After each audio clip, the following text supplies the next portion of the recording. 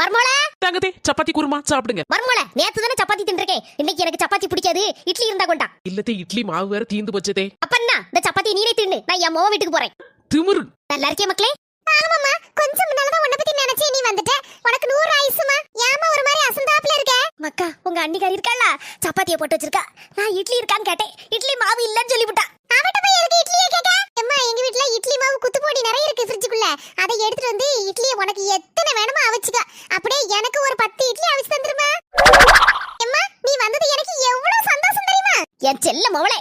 அம்மா நான் டெய்லி எங்க கையால சாப்பிட்டு அழுத்து போனேன். இனி நீ வந்துட்டீல எல்லா சமையல் வேலையும் நீனே பாத்துக்கம்மா. காலையில டிஃபன், மத்தியானம் சோறு, நைட் டிஃபன் எல்லாத்தையும் நீனே உன் கையால செய்தம்மா. ரொம்ப டேஸ்டா இருக்கும். நான் உட்கார்ந்து திங்கேன். அட பாவி மக்கா இதுக்கா என் மோ வீட்டுக்கு வந்தேன். இதுக்கு என் மருமோ கையால அந்த சப்பாத்தியும் குருமாயும் அளவோல தின்றுக்கலாமே.